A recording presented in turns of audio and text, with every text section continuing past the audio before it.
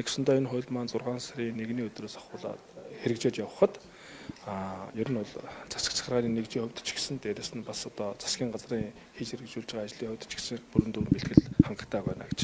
За нөгөө талдаа бол яг энэ бол өөрөө үндсэн хуулийн зөрчилтэй холбоотой асуудал болж үүсэх магадлалтай өндөр байгаа. Тухайлх юм бол одоо аймгийг татан болгохгүйгээр түүн дээр хотын эрх мэдийг шилжүүлнэ гэдэг тооцоолоор төлөөллийн зарчим алдагдахаас ахуулаад олон асуудал хөндөгдөн гарч байна. Тухайлх юм бол өнөөдөр одоо манай Орхон аймаг 41 төлөөлөлтөй байхад хотын статустай баснаар 21 төлөөлөлтөй болно. Тэгэхээр төлөөллийн зарчим алдагдсан нэг төлөөлөгч одоо ногдох сонгогчдын тооноос ахуулаад тэдний төлөөллийн зарчмын асуудал нэг өндөгдөд эхлэхээр энэ бол одоо бас нэг үндсүүлийн зэтээр маргаан дагуулах асуудал болж байна гэж харж байгаа. За хамгийн гол асуудал нь бол одоо үндсэндээ газар нутаггүй мөртлөө засаг захиргааны нэгжийн хуулийн зарим нэг эрх шийдэл хэлбэрүүдээр одоо зохицуулалтанд нутгийн удирдлагын зохицуулалт хийгдэхээр хөөцлөгдсөн байгаа нь өөрөө бас үндсүүлийн зөрчилтэй болох магадлалтай өндөр байна гэж таарч байна. Тийм учраас өнөөдөр 16 цагаас энэ хот тосгоны хэрэгцээ байдлын тухай хуулийн ажлын хэсэг хуралдаж шийдлээ гаргана.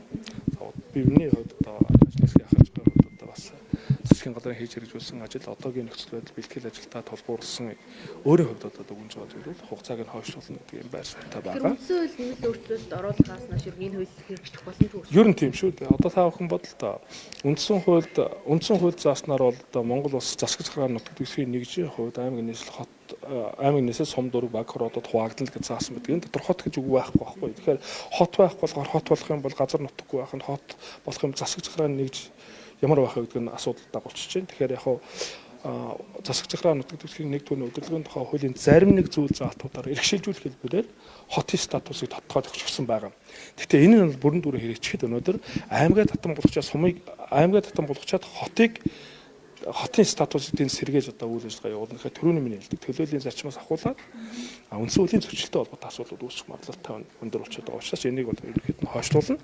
Цаашлаад бол одоо бурхан эрдэнэтэй холбоотой асуудлыг улсын зөвлөлттэй хоттой холбоотой асуудлыг хөндөх юм бол үндсэн хууль заашгүй өөрчлөлтийг шаардлага байна гэж харж байгаа. Тэгэхээр улсын зөвлөлттэй тусыг одоо төлөөлөл нь одоо 40 хэд байж байгаа ч одоо 28 болгоно гэдэг чинь яагаад яаж төлөөлөл нь Гэхдээ одоо ингэсэн байна л да. Одоо аймгийн статустай явж байгаа Орхон дархан уул аймаг байна. Тэд аймгийн статустай учраас хүн амын тоо тайлбарлаад үзэх юм бол 41 одоо төлөөлөлтөй байхаар төлөөлөх сонгогдоод одоо бас орон нутгийн өөр өдөр тусчаа байгуулгаж үйл ажиллагаа явуулж байгаа.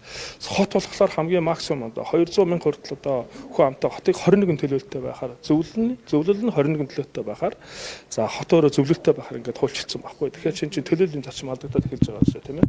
Гэх мэтлэнгээр олон асуудлууд яриад байгаа юм бол аймгийн статус өөрчлөлтөөс энэ асуудлууд яригдчихсэн юм болов уу? Ер нь бол яригдчихсэн. Тэгээ Улаанбаатар хотын эрхлэн байдлын тухай хуулийг одоо батлан гаргахтай холбоотой асуудалтай л дагаад явцсан зүйл шүү дээ. Ер нь бол яг үндсэндээ. Тийм учраас одоо бид хүмүүс энийг эргэж харж ахаад заашгүй өөрчлөлтийг шаардлагатай. За ямар ч зүйл 6 сарын 1-ээс одоо хэрэгжих хугацааг нь хойшлуулъя. Тэгээд цаашлаад одоо яах вэ? Үндсэн хуульд өөрчлөлт оруулах уу гэдэг том зүйлээ бас агуулгын хувьд ярилцаж шийдэл гаргаж яаж явах хэрэгтэй гэж харж байгаа. аймгийн статусыг хотын статус болгоод өөрчилчихөөр сумууд нь яах вэ? За яг сумууд нь болох юм бол хороолол явуучих юм. Хороол болоод түүндээ одоо бас хорооны тийм ижил статус бүхий тийм нэг жил бий болж байгаа гэсэн үг л дээ. Тийм байдлаас хамгаалалтаа явуучих. 14 хот ер нь байх болох гэдэг юм байна. Дид бүтцийн хувьд одоо бусад одоо бүтэцгэн байгуулалтын хувьд ер нь шаардлага хангах. Одоогийн төвшөнд бол ерөөсө харагдахгүй шүү дээ. Жишээлбэл одоо ямар ч бэлтгэл ажил алга байна. 14 хот байгуулагдана гэхэд яаж байгуулагдах гэж байгаа. Хил хязгаараа ч гэсэн бид нар тодорхойлон зааж өгсөн зүйл алга байна.